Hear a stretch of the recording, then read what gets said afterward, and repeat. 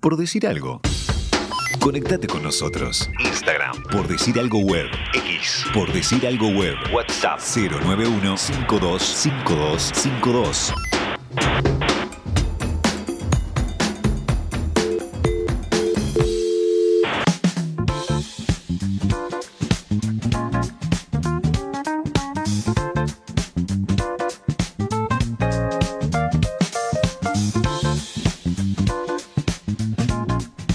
Seguimos en Por Decir Algo y como siempre en la previa de los partidos de eliminatorias le damos ingreso a nuestro espacio que se llama No Mezcles Política con Deporte, no mezcles. Tiene distintos nombres, tantos distintos nombres tiene que no ha logrado ni siquiera que alguien le grabe una presentación al espacio o algo por el estilo.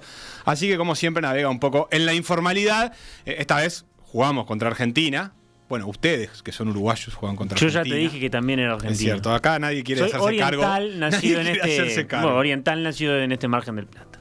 Pero Romero se va a enojar en cualquier momento si seguimos renegando de nuestra nacionalidad. Pero lo cierto es que no hay mejor manera de vencer a un enemigo que conocerlo más. Y para eso nos damos también la oportunidad de hablar con Brian Masclin, que está acá con nosotros, que es periodista, es argentino, es hincha de Central. Lo aclaro porque él lo aclara. Y además se señala la pulsera. Y para nosotros es muy importante. Y acabo de llegar, además, bueno. ¿Sí? Para empezar, gracias por la invitación. ¿Cómo están? Buenas tardes. Sí, acabo de llegar realmente a Montevideo desde Buenos Aires y ayer volví de Rosario, que justamente el fin de semana estuve ahí yendo a la cancha. Ah, ¿fuiste a ver a Central? Fui a ver a Central, llevé a mis hijos para que conocieran al Gigante de Arroyito que no conocían, así que... No, contanos de eso. Tuvieron su bautismo y no solo tuvieron su bautismo en la cancha, sino que además entraron con los jugadores a la cancha porque hice un enlace con el jugador uruguayo en Rosario Central, que es Facundo Mayo, y muy gentilmente, solo por el hecho de decirle que iba a ir con los chicos a la cancha, me dijo, bueno, ¿querés que entren a la cancha? Así que estuvieron ahí. ¿Repercusiones? ¿Qué te dijeron tus hijos? No, están fascinados. Quieren ir todos los fines de semana ahora. Es un problema. Sí. Es un problema. Yo soy porteño, en realidad ni siquiera soy de Rosario, pero como tengo un padre rosarino, fui siempre de Central. Y siempre fue un tema estar a 300 kilómetros de la cancha. Y ahora es mucho más, porque estamos en Montevideo viviendo ya hace varios años. Entonces para mis hijos va a ser como un tema. Cuando me digan, queremos ir a la cancha de vuelta, ahí voy a tener que trabajarlo mucho. Una vez por año, por lo menos. La idea es que más, pero una vez por año mínimo, está bien, me gusta el piso. El piso sí. Esa presión me gusta. Pará, ¿cómo salió Central? Ganó 2-1, estamos primeros. En la fase esa rara del ya nadie tiene muy claro cómo se está jugando. Bueno, estamos primeros en lo que estemos jugando. Tampoco se entiende muy bien. Vos sabés que fui a ver a Central contra Arsenal de Sarandí hace mucho tiempo, con un grupo de amigos uruguayos, y llegamos y jugaba Abreu, que no jugaba mucho, pero llegamos y era la tapa de la revista con la que Central recibía a los hinchas, y dijimos, claro, esto es lo que tiene Abreu. El loco no está jugando, pero por algún motivo es la tapa. Pero entró el minuto 42 en un partido de 0-0 y retención de datos innecesarios absoluta, ¿no? Hizo el gol, 42 entró, minutos. hizo un gol y ganó Central 1-0. Nosotros sentimos que aquel partido había sido preparado para nosotros, básicamente. Central tiene muchas de esas cosas, ¿vale? Aparte, si uno lee los cuentos de Fontana Rosa, obviamente, y demás, ahí vas a ver que hay como mucha gesta que parece escrita por Fontana Rosa, pero que después pasa en la vida real. Ganarle 1-0 a Central en la hora tampoco es una gesta. No, el hecho de que ustedes vayan, los uruguayos, y justo entre Abreu y haga el gol, es como esa cosa, viste, que parece medio de cuento y siempre aparece ahí. Uno de los estadios más lindos, ¿vos conocés el de Arroyito? No conozco. Estadio precioso para ir, ¿no? Supongo que vos pensarás eso por ser hincha de Central también, pero es un estadio como apretadito, condensado, pero al mismo tiempo muy grande, muy completo. Sí. Bueno, no voy a ser objetivo en esto, obviamente, pero sí, el hecho además que esté igual al lado del río, que ves el río, se ve desde la ciudad, se ve de muchos lugares, es como muy lindo, es grande, a la vez es eso, es como es apretado, entonces vos sentís el rigor en la cancha y demás. Nada, eso dicen los jugadores por lo menos, ¿no? Bien, bueno, vamos a entrar con lo que nos convoca, que es este Uruguay-Argentina y vamos a hablar un poquito después de Argentina también, pero lo primero, vos, a pesar de que recién llegaste de Rosario, ya lo aclaraste, vivís acá, sí. Hablábamos un poco de que conviven en Uruguay como dos miradas en función de Argentina. Ahora Argentina agregó su propia obsesión respecto a Uruguay, que es en la que Uruguay está todo bien siempre y vale la pena ir, que es una mirada que, no sé, deben tener unos 10, 15 años, pero apareció. Vos viniste por eso. Más o menos. Sí vine en busca de un lugar más calmo, ¿sí? Pero desde un lugar, yo no soy de los que se van de Argentina como con esa cosa medio de no, me voy, no aguanto. No, a mí me encanta Argentina, me encanta Buenos Aires, vuelvo muy feliz cuando lo hago. Bueno, quizás ahora, que ya van un poco más de 4 años, vuelvo más feliz, porque al principio era todavía volver a un lugar donde era medio incierto y uno se sentía medio en el limbo. Pero lo que tiene Argentina, la visión de Argentina con Uruguay, yo creo que es histórica. Yo lo analicé algún tiempo, hace unos años, esta idea de que Uruguay es como el horizonte de lo que pudo haber salido bien para Argentina, y en algún punto, con esa mirada medio peyorativa y melancólica del argentino, pero no nos salió bien, y acá estamos, en este barro, en este lodo, que en los últimos, sobre todo en los últimos 20 años, pero también podemos rastrearlo más atrás, evidentemente, digamos, política tras política tras política, mirá que no hago nombres, ha sido, digamos, obviamente un panorama bastante complicado, incierto por momentos y hasta por momentos muy, muy crítico. Entonces sí, la mirada de mi generación, que tengo 40 años, pero también de una generación previa y sobre todo una de generación posterior, es el horizonte, ¿viste? Ir a mojar las patas, a remojar las patas en el Río de la Plata, que acá no se puede, o sea, en Buenos Aires no se puede, en el de otro lado sí, y no podemos descansar un poco. Claro, literalmente, esto es literal, esto no es metáfora, entonces, y descansar un poco, ¿no? Descansar de esta sensación de, me lleva por delante Argentina. Pero ya viviendo acá, porque acá convive esa visión misma que es la de un poco propia, que es, bueno, este es el Argentina que salió bien, también esto que decís vos, muchos uruguayos lo sienten así como, bueno, estamos mal, pero pensá que podríamos ser Argentina. Pero también hay otra mirada que también creo que en los últimos años ha ganado lugar, que es la de, bueno, Argentina el lugar, y Buenos Aires sobre todo, quizás el lugar donde hay posibilidad para muchos sueños. Por ejemplo, la de allá me puedo ir a desarrollar, allá hay energía, allá están discutiendo las cosas, como un lugar más vivo, que genera también admiración. Es como una dualidad con la que casi todos los uruguayos tienen una opinión que es una de esas dos, siento yo. Ninguno dice, bueno, es un país como cualquier otro, Argentina, estará bien. No, y se le suma, digamos, la cuestión futbolera, que hasta hace unos años quizás estaba mucho más marcado la enemistad, por decirlo de alguna manera, o hasta incluso la simpatía si le iba mal a Argentina, y en los últimos tiempos, Messi mediante, calculo, eso fue modificándose también, o también es que Argentina está tan estallada en otros sentidos, que cuando le ven una alegría, aunque sea deportiva, es como, bueno, pobre, que estén contentos un rato, o que estemos, en el caso de los uruguayos que se van acercando a Argentina. Sí, a ver, en relación a esta idea, desde que yo vine a Uruguay, que yo igual venía con la sensación de voy a un lugar más calmo, pero no tenía esa mirada ni tan peyorativa para Argentina, ni tan elogiosa para Uruguay, pero no porque me pareciera algo malo, sino porque me parecía un poco idealizado, digamos, esa realidad, y claramente, pero eso se me fue en un año. Ya llevo casi un poco más de 4, estoy muy contento, me voy a quedar, decidí quedarme, estoy contento acá, pero la realidad es que lo idealizado de que Uruguay está todo bien, funciona todo, y en realidad no. Bueno, eso se te va rápidamente porque empezás a conocer un poco más de lo que hay detrás de la cáscara que cuando uno viene de turista. Eso por un lado. Y por el otro lado, la idea esta de que en realidad en Argentina está todo mal, pero si vos vas y ves todo lo que no está mal, que es gran parte también del país y del desarrollo sobre todo cultural, pero también intelectual, también educativo, en un montón de elementos, claramente, no solo Buenos Aires. Yo ahora estuve en Rosario, pero uno puede ir a Córdoba, puede ir a Mendoza, puede ir a un montón de provincias y a grandes ciudades dentro del interior de lo que es la capital, o sea, en el interior de Argentina, y van a encontrar un desarrollo de todo nivel, que obviamente vos decís, bueno, en Uruguay hay 3,5 millones de habitantes, en Argentina hay más de 50, hay muchas grandes ciudades al estilo de Montevideo, entonces decís, bueno, claramente no hay esa sensación no es irreal esa sensación de que efectivamente están pasando cosas y podés tener lugar para desarrollarte, sino que no es solo en Buenos Aires encima, es en muchos lugares distintos. Igual, así todo, una capital es una capital. Entonces Montevideo se asemeja en algunos aspectos mucho más a Buenos Aires que a otras ciudades del interior, aunque con Rosario tienen como una cierta hermandad. Sí, ¿lo sentís así? Es una cosa que se dice mucho, che. Se dice mucho. Rosario es como Montevideo, pero. Yo creo que lo que tiene es que Rosario tiene un desarrollo cultural, intelectual y en ese sentido muy similar. Después tenés obviamente el río, no solo el río, porque el Río de la Plata en Buenos Aires está, pero no se le da bola, no existe, es prácticamente ignorado, además de contaminado y todo lo demás. Y en el caso de Rosario hay vida sobre el río y realmente la ciudad está predispuesta hacia el río, en el caso más similar al de Montevideo. Más allá de que en un lado sea Rambla, en otro Costanera, digamos, toda esa discusión y esa cosa más semántica también la podemos tener, pero pasa eso. Y por otro lado, porque creo que hay una cuestión de escalas, ¿sí? Si vos pensás que en Montevideo hay poco más de 1,5 millones de habitantes o un poco menos de 1,5 millones de habitantes, en Rosario tenés un poco menos de 1 millón, entonces son ciudades a escala más o menos similares. Buenos Aires, que tiene más de 6 y más de 20 cuando viene la gente que viene del conurbano todos los días a trabajar, es incomparable. No tenés forma de comparar Buenos Aires con Montevideo en ese sentido, en la cuestión de las escalas. Rosario es bastante similar en ese sentido. Y ahora, mirando más la actualidad, no sé si en algún momento Argentina no está con una actualidad bien activa, tiene para empezar periodos electorales mucho más breves porque tiene elecciones intermedias cada 2 años, entonces también eso genera determinados juegos políticos que están presentes mucho más veces, y ni que hablar que la escala de cada provincia también es más grande, entonces eso también genera más actividad y más conversación. Vos lo mirás un poco afuera, aunque es cierto que también que los argentinos que viven acá pueden votar, o sea que te mantiene como... Tenemos voto consular. Claro, y podés votar y podés votar acá, quiero decir, votando en el consulado, entonces eso, mal o bien, te deja conectado por lo menos con esa parte.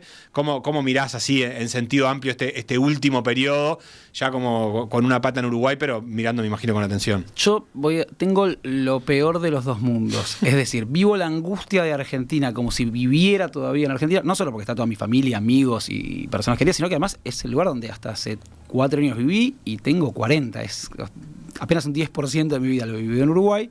Y además tengo la otra condena, que es que soy periodista y licenciado en ciencia política. Lo que más me importa, o dentro de las cosas que más me importan, o a las cuales más me siento convocado y finalmente siempre vuelvo, es la política y la realidad y la coyuntura. Entonces, me es imposible escapar de esa situación. Tampoco sé si lo deseo, a veces es un poco agobiante, porque encima estás atrapado ahora por 2 situaciones, no solo por una. Si bien el voto consular existe, sí para las presidenciales, no para las legislativas. Entonces este año no me toca votar, porque además yo tengo residencia en Montevideo, con lo cual no voy a votar para las legislativas en Argentina, pero igual uno está pendiente y constantemente, sobre todo cuando ocurren cosas como las de la semana pasada. Entonces, donde los hechos sobrecogedores, se imponen, la realidad se impone, obviamente uno está muy vinculado a eso, muy atento, porque son lugares, situaciones en las cuales uno estaría presente, además. Más allá del ideológico, incluso hasta laboralmente, ¿sí? Después puede pasar, obviamente, que uno ideológicamente más afín a un sector o lo que fuera, pero sobre todo eso, laboralmente hubiera sido el lugar donde hubiera estado contando, narrando y pensando la situación. ¿Por qué hubo una marcha de jubilados el miércoles pasado o por qué hubo una consecución de marchas de jubilados en Buenos Aires?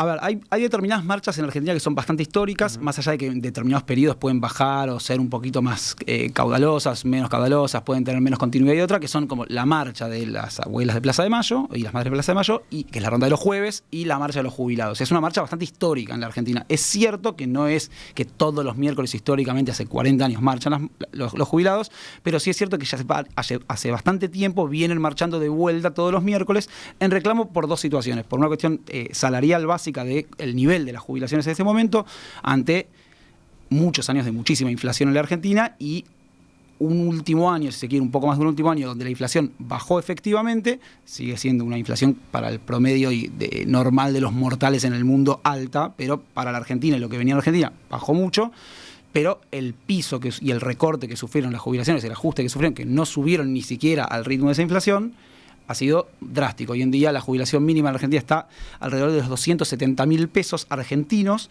y lo cobran además más de la mitad de los jubilados. Digo, quiero aclarar esto, no es que solamente lo cobran 4 jubilados, esto es la mayoría cobra eso, y con un bono que lo siguen recibiendo todos los meses, con lo cual llegan hasta casi 350.000 pesos argentinos, que esto representa, como para que se dé una idea, en torno a la canasta que se estipula de vida de los jubilados según la Defensoría del Pueblo porteño de la Ciudad de Buenos Aires, no llega ni al tercio. ¿Sí? Ni al tercio de lo que necesita un jubilado en términos de alimento, vivienda, medicamentos y demás. Y encima hubo un recorte a los medicamentos que entregaba gratuitamente a través del PAMI el gobierno argentino. Entonces hay como un padecimiento por parte de un sector vulnerable de la población que Javier Milei, el presidente, dijo en alguna entrevista, no es igual el sector más vulnerable o más pobre dentro de la Argentina.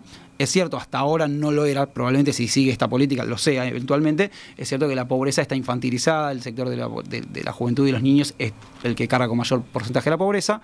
Pero bueno, están en una situación muy acuciante, empiezan a marchar todos los miércoles, o siguen marchando todos los miércoles en ese reclamo. El 5 de marzo, ¿sí? Un jubilado, el 5 fue el anterior, no, el 5 de marzo, la hinchada de Chacarita, que fue la primera que se manifestó en apoyo a los jubilados, dijo, como en la semana anterior se había viralizado la imagen de un jubilado, Carlos, no me acuerdo el apellido, que tenía la camiseta de Chacarita y simplemente estaba ahí manifestando como siempre, pero con la camiseta de su equipo. Habían sido reprimidos, lo habían golpeado, entonces toda la hinchada de Chacarita dijo, a un hincha de Chacarita lo golpearon, es un jubilado además, vamos a ir nosotros a apoyarlos. Esto pasó efectivamente el 5 de marzo, fue la hinchada de Chacarita, fue un acto hasta colorido, también fueron reprimidos, una represión que en términos de lo que fue después, la del 12 de marzo, no pasó a mayores. Entonces, ante esa nueva represión y ante esta nueva sensación de a la hinchada de Chacarita la reprimieron, se empezó a armar como una gesta, por un lado a través de redes sociales, por otro lado a través de figuras públicas que llamaban también a esa manifestación, donde diferentes hinchadas de fútbol dijeron, vamos a acompañar a los jubilados, no podemos dejar que le peguen, como se dice popularmente, a nuestros viejos, bueno, vamos a ir a acompañarlos, a manifestarnos con ellos porque son el sector vulnerable y la policía los está reprimiendo a partir de una orden del gobierno. Y eso pasó el 12 de marzo, donde efectivamente muchísimos hinchas de diferentes clubes, después está la discusión si barra bravas o no barra bravas, que es un tema más arduo porque efectivamente no hay demostración todavía de que hayan sido barra bravas, e incluso la única acusación que hubo respecto a barra bravas era sobre 5 nombres, y hasta ahora eso ya se demostró que 2 al menos de esos no lo eran. Digo, esto sobre todo lo difundió bastante, si quieren seguirlo también a los oyentes, Gustavo Gravia, que es un periodista que tiene muchísimo conocimiento en relación a las barras, y quizás uno de los pocos que efectivamente tiene fuentes dentro de las barras de todos los clubes o de la mayoría de los clubes. Por ahí acá nos cuesta también dimensionar que hay una organización de hinchadas argentinas por fuera de las barras. Es decir, la barra brava es una de las formas que se organizan las hinchadas argentinas, pero no es la única, digamos. Hay grupos de hinchadas en los clubes que se nuclean por distintos motivos. Muchísimos sectores, digamos que algunos serán cercanos o no a las barras, pero la gran mayoría no. Vos pensás que cuando, no sé, ahora pienso en la cancha de Central, ¿no? El otro día fui el sábado, estuve ahí, entonces vos tenés un sector que va Los Guerreros, ¿no? Que es la barra de Central, bueno, que hace poco encima quedó hace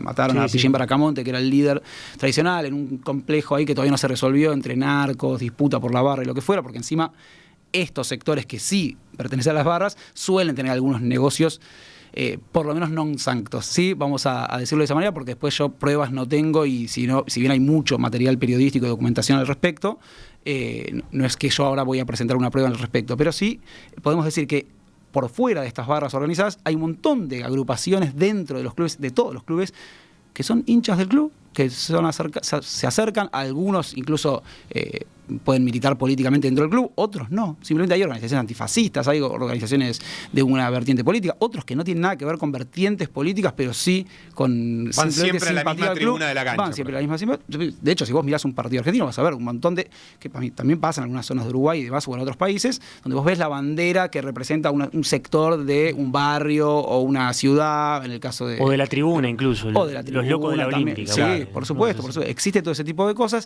y son agrupaciones de todo tipo que no necesariamente son barra bravas. De hecho, yo no tengo la estadística ni tengo un listado nombre por nombre de todos los que asistieron ahí, pero sí sabemos de los pocos que se han manifestado los nombres o la denuncia incluso que presentó el gobierno de Argentina en relación a través del Ministerio de Justicia de los supuestos barras que habían estado.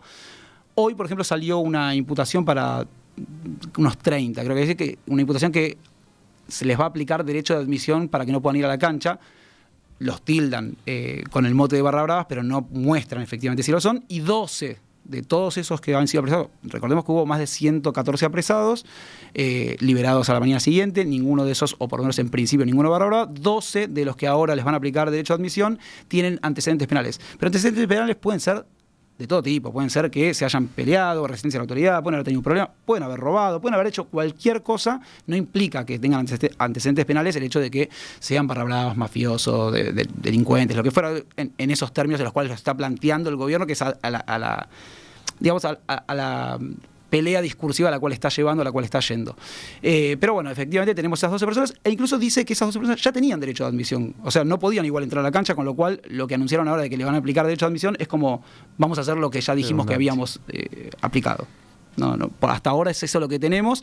Las marchas se van a seguir haciendo. Yo no puedo, digamos, así como estaba seguro de que la del miércoles pasado iba a ser muy grande porque había muchas manifestaciones de hinchas advirtiendo que iban a ir. Tenemos ahora personas heridas, algunas gravedad, una que todavía está peleando por su vida, un fotógrafo, en este caso, Pablo Grillo, que además está siendo, recién acaban de determinar quién fue, o por ejemplo, algunas fuentes periodísticas y algunas fuentes de organizaciones sociales pudieron determinar quién fue el cabo de la gendarmería que disparó contra él con la munición de gas, con el cartucho de gas lacrimógeno. Está internado, pelea por su vida, tiene mucho daño cerebral. Entonces implica directamente a diferentes autoridades de la Fuerza de Seguridad y por ende a la ministra de Seguridad, Patricia Bullrich, que viene hace muchos años liderando este tipo de operativos represivos.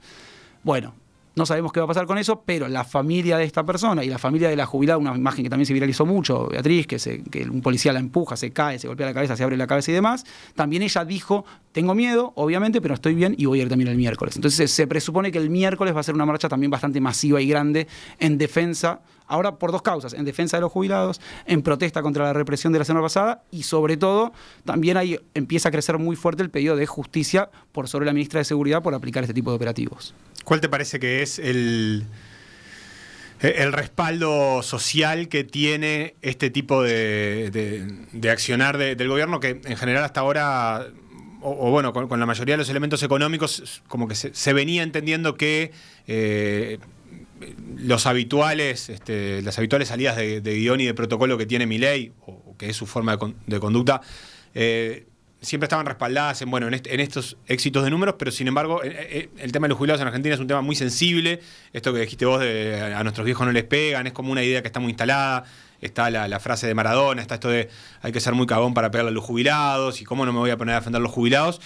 ¿Cuál te parece que es el anclaje? Siempre cuesta entender, o por lo menos a mí me cuesta entender, qué es lo que habilita que el discurso posterior a esto haya sido el de justificar la represión, el de decir, Milei lo que dijo básicamente fue los de azul son los buenos, los que están alrededor, para quienes nos lo han escuchado, básicamente lo que dicen es la policía estuvo bien, es más, les vamos a pedir a los policías que peguen más fuerte, que disparen más, porque vienen por su vida, que se protejan a sus compañeros.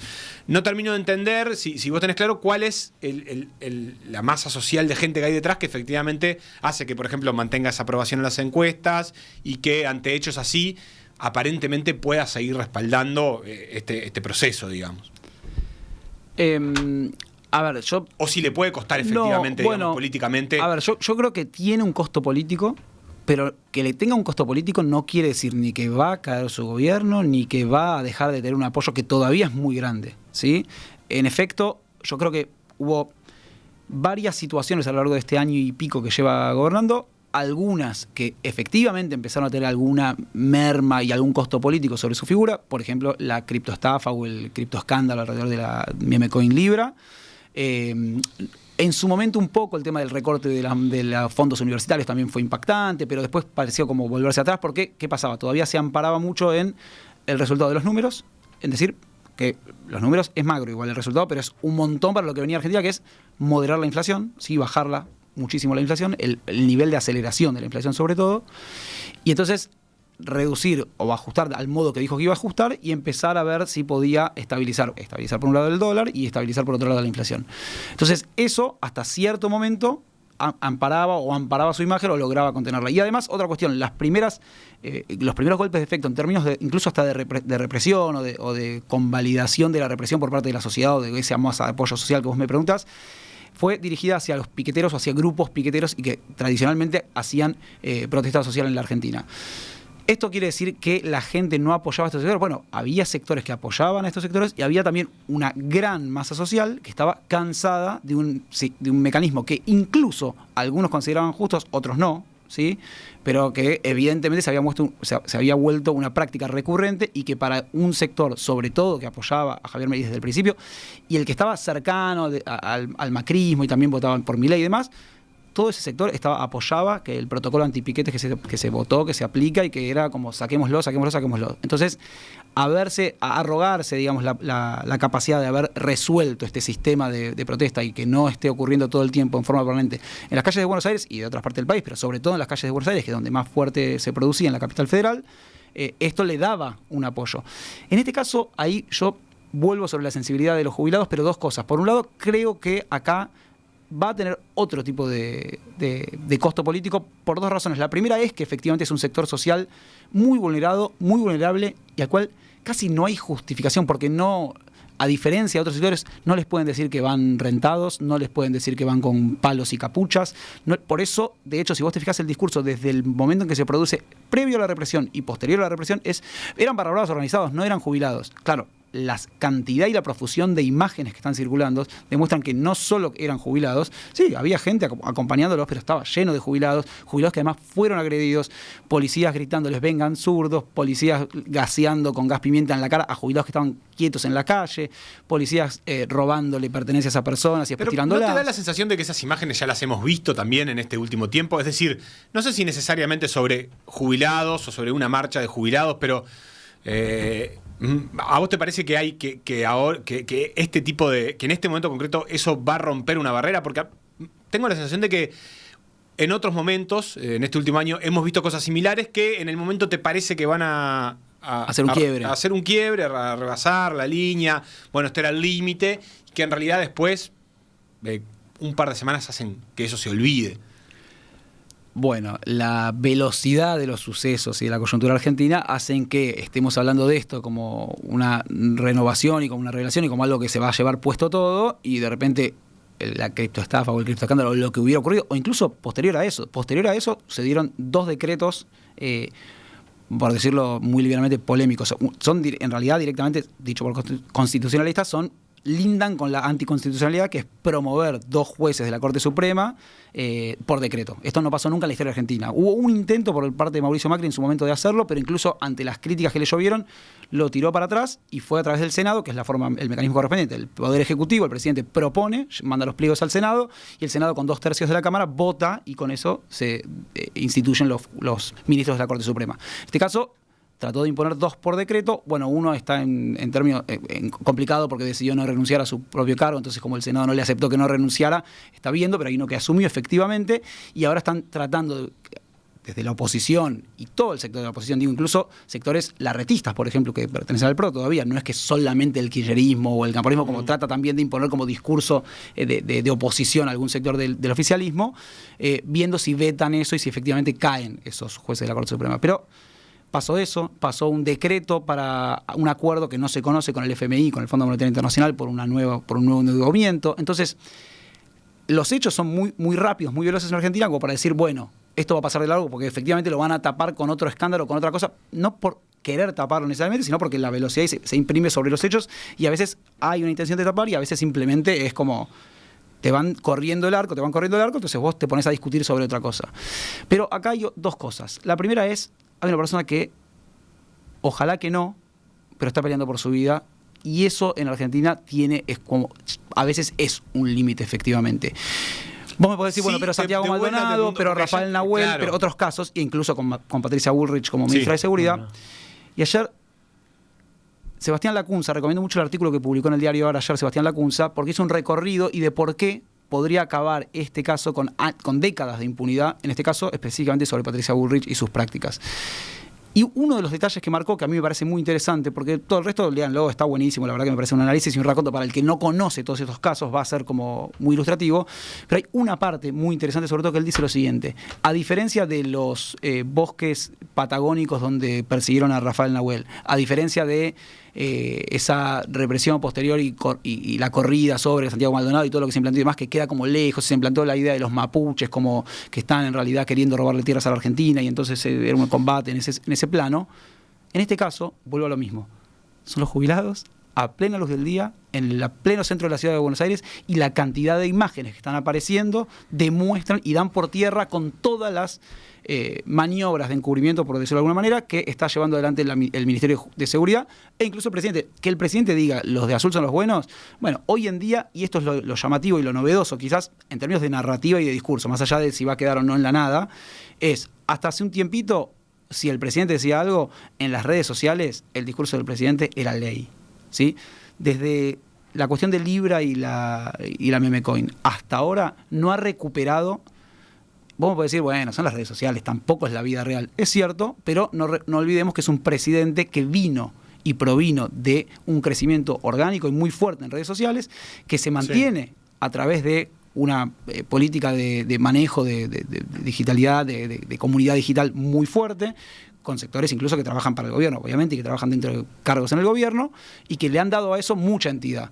Y no puede reordenar la calle digital, por decirlo de alguna manera.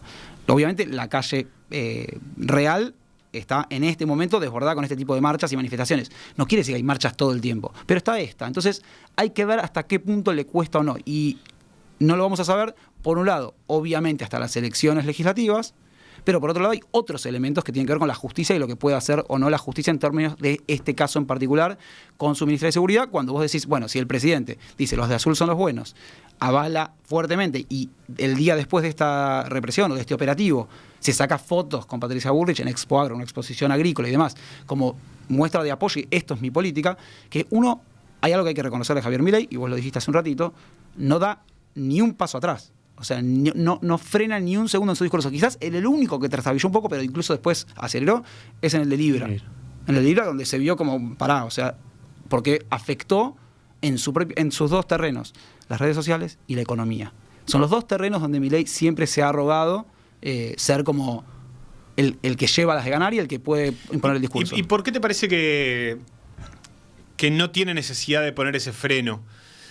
Primero, una explicación es porque le rinde, pero si otros actores políticos le pusieran un freno, en este momento, ¿lo podrían hacer con respaldo de la sociedad? Pienso, por ejemplo, cada vez que hay una gran discusión se habla mucho de los votos que le prestan, por ejemplo, los radicales, todas cosas que escuchamos acá, distintos aliados que no son los que lo pusieron directamente en el gobierno, pero que sí prestaron algunos de sus votos en las elecciones por su electorado. Después nunca terminan siendo quienes le ponen el freno y dicen, no, bueno, che, mirá, acá te pasaste, esto no te lo vamos a votar, este DNU no, aquel gran DNU tampoco, o mirá, le dijiste hijos de puta después de la marcha, no, esto no va, hasta acá llegamos. No lo hacen porque no tienen el peso político para poder influir, o porque efectivamente en la sociedad todavía hay mucha gente que piensa que está bien que no tenga ese freno. Esto ya es, entra una parte especulativa, digamos, sí, en algún punto. olfato. No, voy a dar lo poco de hechos que hay y después toda la especulación. Digamos, lo poco de hechos es las pocas veces que efectivamente estuvieron al borde de frenar efectivamente algo en el Senado. Los senadores que tenían la llave para frenar eso, en general radicales, pero también del PRO, sorprendentemente, incluso contra sus propias votaciones o contra la propia decisión de habilitar ciertas discusiones en la Cámara, terminan votando alineados con Milei. Hubo dos casos resonantes. Uno es el de Cuadra, que hoy en día está todavía prófugo y que ha perdido sus fueros y que se fue con cientos de miles de dólares y lo declararon en la frontera con Paraguay. Otro es Vichy, ahora el de Corrientes en la Unión Cívica Radical, que votó a favor de discutir la comisión bicameral para investigar la criptomonedas y después votó en contra de su propio proyecto de ley. Y cuando les consultan por lo bajo y algunos por lo alto alguna vez en los últimos años, no solo con Milei, pero digo en los últimos años han manifestado, son senadores, recuerden que hay 3 por provincia en la Argentina, entonces 2 por la mayoría, 1 por la oposición. Todas las provincias tienen la misma cantidad de senadores y en general suele pasar y pesar muchísimo el tema económico, ¿sí? Para vos conseguir algo para ese pueblo que te votó y al cual representás, que es el pueblo de tu provincia, necesitas a veces que el presidente conceda algún, vamos a decir, favor político, ¿sí? Ni siquiera estoy diciendo en el caso de Cuadra que directamente la corrupción y se llevaba plata. Sí. Estoy hablando de negociaciones políticas que hacen todos los partidos. Voy a una cuestión, por eso, por un lado está esta parte más ilegal, si querés, de lo que pasó con algunos, que los compran, pero después simplemente negociación. Entonces vos decís, son senadores o políticos, de repente vos tenés acá, seguramente resuenan más figuras como Martín Lustó o algunos que tienen como un renombre propio más conocido, que salen del territorio argentino, que efectivamente se manifiestan altivamente en contra de un montón de cuestiones de forma, ¿sí? del gobierno de Milei y de las declaraciones, y, no, hasta acá llegaste, no podés ir con esto, o Facundo Manes, como pasó hace poquito también y demás. O Tetaz en algún momento. O Tetaz en algún momento y demás, sí, pero son figuras que no ellos particularmente, digo, no estoy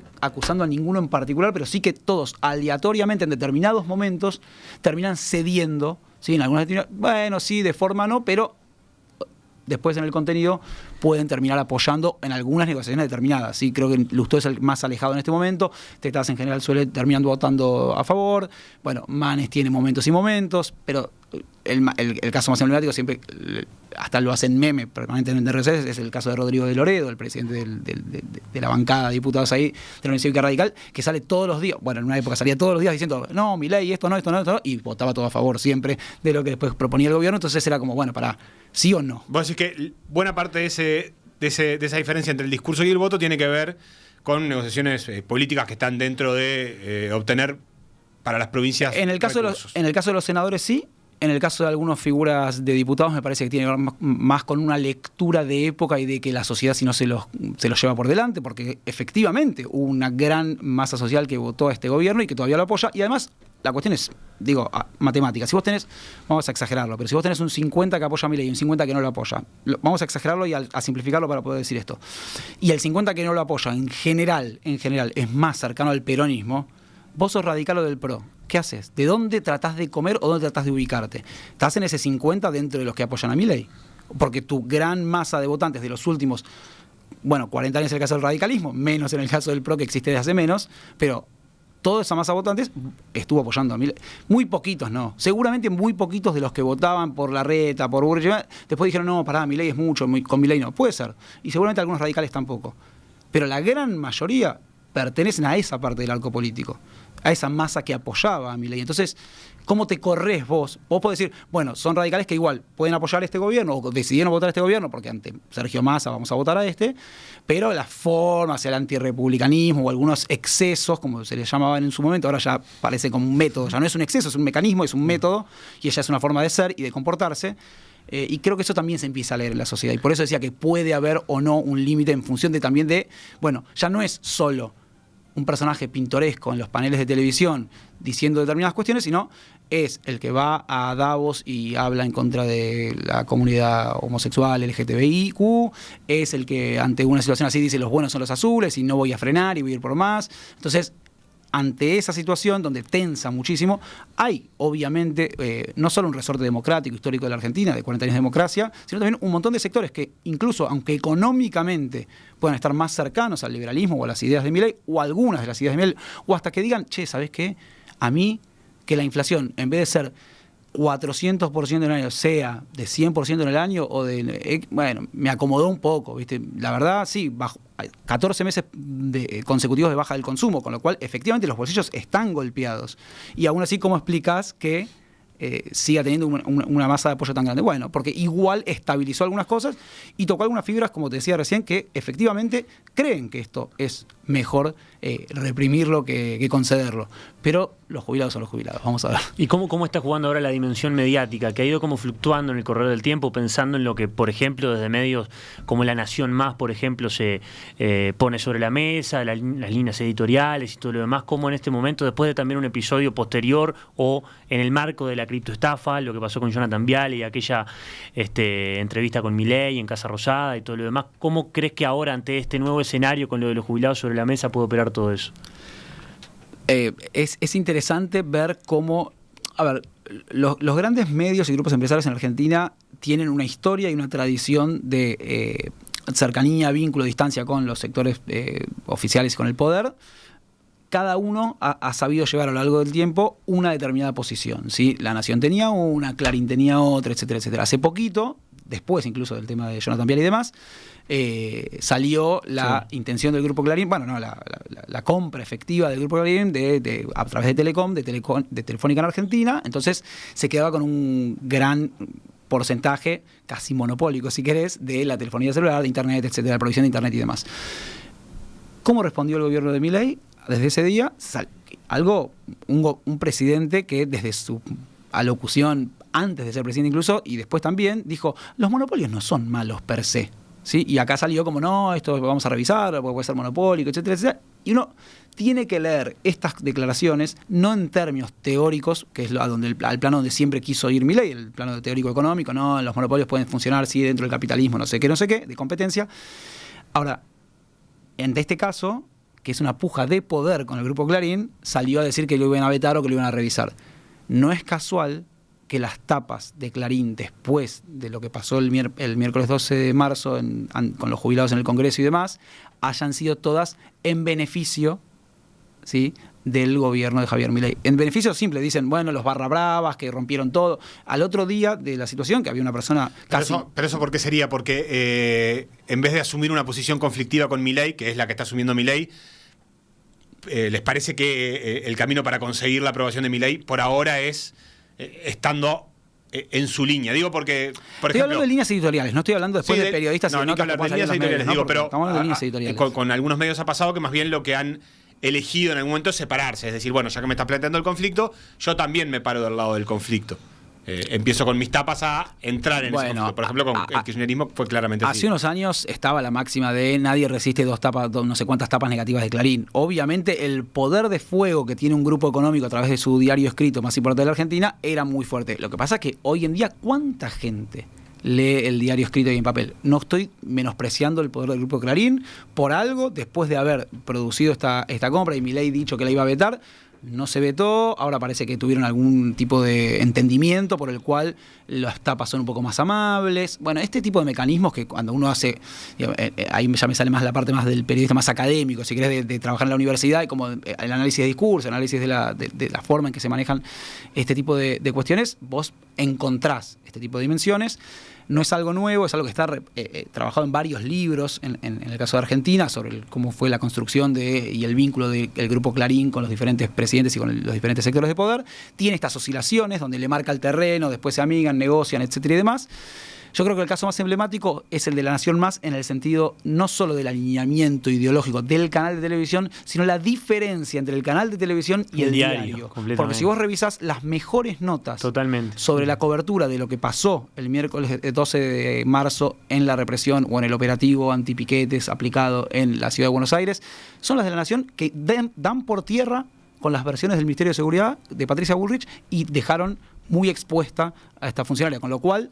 Y pues, si vos después ves la televisión y ves La Nación Más, la defendieron a rajatabla. Entonces vos decís, ahí es un grupo empresario que tiene dispersión o pluralidad de voces y trabaja de diferentes maneras. Pero bueno, ahí esas son otras cuestiones. Bueno, hacemos una pequeña tanda y cerramos con Brian McLean un segundito más, si les parece. Por decir algo. Lo que pasó en PDA Radio, revivilo en pda.uy, radiomundo.uy, en YouTube, Spotify o cualquier plataforma de podcast.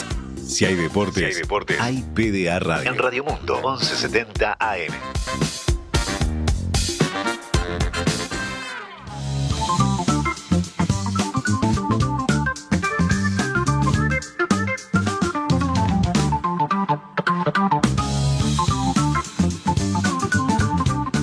Seguimos en Por Decir Algo preparando el partido del viernes, pero hablando un poco de política argentina. Esto es nuestra previa del partido Uruguay-Argentina. Sí, tremendo. Si supiéramos de fútbol, hablaríamos de fútbol. No juega Messi. No juega Messi. Ya lo dije. Listo, ya está, es todo lo que podemos aportar. Es el dato que cualquiera necesita. Es todo lo que puedo aportar, les pido disculpas. Es en nuestra sección, ya lo dijeron en la Sport, que son las cosas que nosotros venimos a repetir acá. Brian, un par de apuntes muy cortitos, nos queda muy poquito tiempo, pero para hablar un poquito, retomando el fútbol y la política, para muchos fue notoria... fueron notorias las alineaciones políticas a partir del fútbol con las elecciones de Boca, por ejemplo, y con el posicionamiento de Riquelme. Hay para escribir muchísimo de eso, pero Riquelme se ha planteado quizás con alguna sutileza, pero como un opositor por lo menos al proyecto macrista y por lo tanto al proyecto de Milei, y a Milei le ha costado ir a la Bombonera, cuando fue a votar fue chiflado, etcétera. ¿Cómo baja a tierra ese lugar en el que es Boca y del cual yo soy hincha y del que muchos simpatizamos acá? Santiago Castro no lo quiere reconocer. Que algunos dicen, bueno, esta es la última resistencia popular que tiene Milei, es el último club de barrio resistiendo al avance de Milei. ¿Cuánto hay de eso ahí, de la política argentina en la política de los clubes? Bueno, la política argentina y la política de los clubes están imbricadas muchísimo desde tiempos inmemoriales. Hay dirigentes políticos y dirigentes que han cruzado de un lado al otro en forma permanente, y además hay dirigentes políticos que tienen además actividad en diferentes clubes. Claro. Dirigentes políticos, no digo solo partidarios, también sindicales. Hubo Moyano en Independiente, hay un montón de casos. Luis Barrio Nuevo, histórico en Chacarita, hay un montón de casos emblemáticos en la historia del fútbol argentino. Espinosa, por supuesto, allá en La Matanza y demás.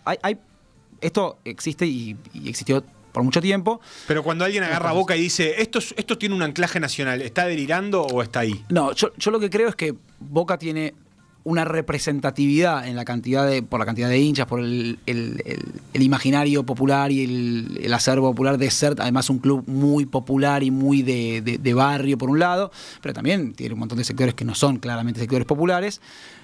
Lo que pasa que me parece es que la confrontación, si querés, entre Riquelme y Milei, o entre Riquelme y Macri, que por ende era apoyado por Milei en ese momento, salió a decir incluso que hay que votar a este sector y perdió, etcétera, y fue como una gran derrota también en algún punto para Milei, es que era en ese momento lo único, en un momento de absoluta bonanza, apoyo masivo, triunfo, y donde Milei se sentía el más ganador de todos, fue el único espacio, grande, chiquito, después lo podemos pensar, de resistencia ante esa avanzada que iba hacia un lado. Después resulta no ser el único espacio de resistencia hacia lo que en realidad quiere Macri, pero también Milei, en relación a los clubes y al deporte, que tiene que ver con las sociedades anónimas deportivas, que en realidad es otro capítulo aparte que nos tendríamos que extender muchísimo, pero que tiene que ver en realidad con eso. No es solo una cuestión de, bueno, me gusta o no me gusta Riquelme, hay que el club vaya por un lado o para el otro. No, es un modelo de negocio y de cómo entienden la función o no, y el modo que deberían comportarse los clubes en la Argentina. Entonces, y ahí es, a mí me puede gustar o no Riquelme, me puede gustar o no Macri, me puede gustar o no. Acá es una cuestión de modelo. ¿Vos crees que es mejor que haya sociedades anónimas deportivas, empresas privadas con un determinado fin, o que los clubes sigan siendo sus socios? Y que no quiere decir que no haya negocios, que no haya un montón de otras situaciones detrás. Bueno, creo que ahí sí hubo como un quiebre, un plantón, si querés, un límite. Pero bueno, es un límite coyuntural, y que en ese momento creo que se sobredimensionó la lectura por esto que te decía. Era un momento donde Milei estaba con todas. Si pasara ahora, creo que tiene otros frentes abiertos. No sé si Milei se jugaría ahora en las elecciones en Boca, teniendo otros frentes más importantes quizás que atender. No digo que no, porque otra vez, es Milei. No sabés cuándo pisa el freno, porque en general no lo ha hecho. Entonces, yo no sé si en algún momento lo va a pisar o no lo va a pisar. Entiendo que no es él solo, tiene una estrategia política detrás. Se habla en general de su hermana, de Santiago Caputo y demás, pero digo... El triángulo de hierro. No, el triángulo de hierro, sí. No sabemos hacia dónde efectivamente va a encontrar o no una finta, un cambio de sentido, para hablar en términos futbolísticos. No creo que si hoy fueran las elecciones tendría la misma posición, aunque creo que sí, él cree que efectivamente lo mejor es ir a las sociedades anónimas deportivas. Lo que pasa es que con lo que está ocurriendo con estudiantes, con lo que está ocurriendo con la situación del Foster Gillett y demás, y con todo lo que viene ocurriendo, también se daña como esa idea y bueno, y queda un poco desdibujada. No sabemos para dónde va a ir. Lo que sí sabemos es que Boca, como dicen, Boca es pueblo, dicen, ¿no? Pero Central también dicen que es pueblo, así que vamos con Central. Qué grande. Brian McLean, periodista argentino, muchas gracias. Te robamos unos minutitos, le pedimos disculpas. ¿A quién le a la Universidad Horta, a la Facultad de Comunicación, que es donde coordino la orientación de periodismo y creación de contenidos, y a la gente de la Diaria Verifica, donde también estoy coordinando, y les agradezco mucho la invitación. Muchas gracias. Para hablar de fútbol y política siempre estoy. Bien, te vamos a volver a convocar, les pedimos disculpas por estos minutos que te robamos y gracias por venir. Por decir algo. Lo que pasó en PDA Radio, revivilo en pda.uy, radiomundo.uy, en YouTube, Spotify o cualquier plataforma de podcast. Si hay deportes, hay PDA Radio. En Radio Mundo, 1170 AM.